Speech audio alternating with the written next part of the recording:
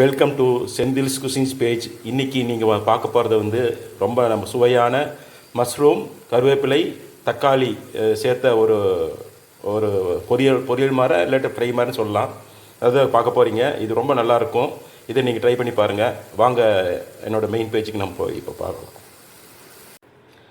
Hi, வணக்கம். Welcome to Senthil's cuisines page. இன்றைக்கி நம்ம என்ன பார்க்க போகிறோன்னா, உங்களுக்கெல்லாம் ரொம்ப பிடிச்ச மஷ்ரூம், டொமேட்டோ, கருவேப்பிலை வித்து பிளாக் பெப்பர் கொஞ்சம் அதில் கொஞ்சம் வறுத்து போட்டு அது இதாக வந்து நம்ம ஒரு ஃப்ரை மாதிரி பண்ண போகிறோம். கொஞ்சம் இதாக தான் இருக்கும், ட்ரையாக தான் இருக்கும், செமி சாலிடாக இருக்காது, ட்ரையாக தான் இருக்கும்.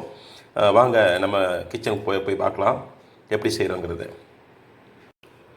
இப்போ முதல்ல நம்ம வந்து என்ன பண்ணுறோன்னா, ஒரு ஃப்ரையில் நான்ஸ்டிக்கு பேனில் வந்து நம்ம கொஞ்சம் கருவேப்பிலை, கொத்தமல்லி seeds, cumin seeds, black pepper seeds, 4 வத்தல் மிளகாய் வந்து வந்து நம்ம சேர்த்து இதை வந்து ரொம்ப சிம்மில் வச்சு ட்ரை ரோஸ்ட் பண்ணி அது இது பண்ண ட்ரை ரோஸ்ட் பண்ண போகிறோம்.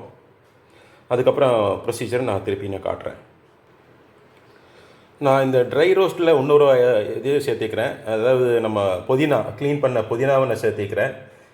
அது கொஞ்சம் தான் சேர்த்திக்கிறேன். ஏன்னா வந்து கருவேப்பிலையோட புதினா சேர்த்துனோம்னா கொஞ்சம் அது வித்தியாசமான ஒரு ஃப்ளேவர் கொடுக்கும்.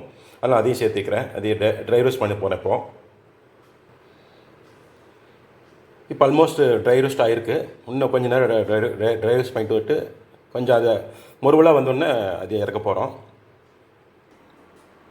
இந்த மீன் டைமில் வந்து நான் ஜிஞ்சர் கார்லிக் பேஸ்ட் வந்து கொஞ்சம் பண்ணி எடுத்து வச்சுக்கிறேன், ஒரு ஸ்பூன் அளவுக்கு. இப்போ பார்த்தீங்கன்னா அது நல்லா நொறுங்குற வரைக்கும் ஒரு பக்குவத்துக்கு வந்துருச்சு.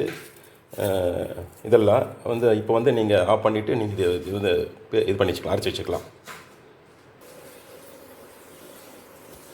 இப்போ ஒரு பாத்திரத்தில் வந்து கொஞ்சம் எண்ணெய் ஊற்றி, தேங்காய் எண்ணெய், நல்லெண்ணெய் ஏதாவது சேர்த்திக்கலாம். சன்ஃப்ளவர் ஆயிலும் சேர்த்திக்கலாம், நல்லாயிருக்கும். இது வந்து கடுகு பொரிக்கிற வரைக்கும் இது பண்ணிவிட்டு கொஞ்சம் உளுந்து பருப்பு போட போகிறோம். இப்போ அந்த ட்ரை ரோஸ்ட் பண்ணதில் வந்து இப்போ இந்த பக்குவத்துக்கான அரைச்சி வச்சுருக்கு. மஷ்ரூம் வந்து இந்த மாதிரி ஒரு சைஸில் க்யூப் மாதிரி கட் பண்ணி வச்சுருக்கு.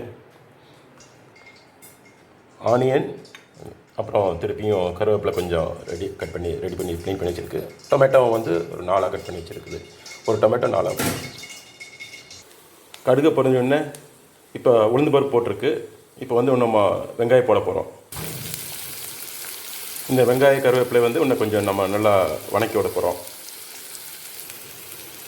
இப்போ வெங்காயம் நல்லா வணங்கி வந்தோடனே இப்போ வந்து நான் சோம்புத்தூள், கொஞ்சம் மஞ்சள் சேர்த்திக்கிறேன். இது கூட வந்து இஞ்சி பூண்டு பேஸ்ட்டு வந்து சேர்த்த போகிறேன். இஞ்சி பூண்டு சேர்த்தியாச்சு. இப்போ வந்து நல்லா கலக்கி விட போகிறேன். இது கூட கொஞ்சம் உப்பும் போட போகிறேன் அடுத்தது. இப்போ மசாலா கூட வந்து கொஞ்சம் லைட்டாக ஹாட் வாட்டர் ஊற்றி இந்த தண்ணி வந்து நல்லா சுண்ட வரைக்கும் நம்ம வேக வைக்க போகிறோம். அதுக்கப்புறம் தான் நம்ம காளான் போட போகிறோம். இப்போ மசாலா நல்லா சுண்டிடுச்சு. இப்போ வந்து நம்ம காளான் போட போகிறோம். இந்த காளான் நல்லா கலந்து விட்டுக்கணும். இப்போ இந்த காளான் அப்படியே கொஞ்சம் மீடியம் ஹீட்டில் வந்து கொஞ்சம் நம்ம வேக வைக்க போகிறோம். காளான்லேருந்து தண்ணி வரும். அது கொஞ்சம் லைட்டாக சுண்டோன்னு அதுக்கப்புறம் நம்ம வந்து வேறு மசாலா சேர்த்த போகிறோம். இப்போ வந்து இந்த பக்குவத்தில் வந்து நம்ம மஷ்ரூம் வெந்தோடனே நான் வந்து கொஞ்சம் டொமேட்டோ சேர்த்த போகிறேன். இது கூட கொஞ்சம் டொமேட்டோவை வந்து கொஞ்சம் பெருசாக கட் பண்ணி சேர்த்தோம்னா கொஞ்சம் இது கொஞ்சம் நல்லா கொஞ்சம் லைட் அண்ட் புளிப்பு டேஸ்ட்டோட கொஞ்சம் நல்லாயிருக்கும். இப்போ இந்த ஸ்டேஜில் வந்து நான் வந்து கொஞ்சம் குழம்பு மசாலா தூள் சேர்த்திக்கிறேன். குழம்பு மசாலா தூள் வந்து கொஞ்சம் ரைஸு, தால், அப்புறம் வந்து கொரியாண்டர், ரெட் சில்லி பவுடர், அப்புறம் வந்து நம்மளுக்கு வந்து இந்த வெங்காய பவுட்ரு இதெல்லாம் கொஞ்சம் சேர்த்திருப்பாங்க. அந்த பவுடி இப்போ கொஞ்சமாக சேர்த்திக்கிறேன்.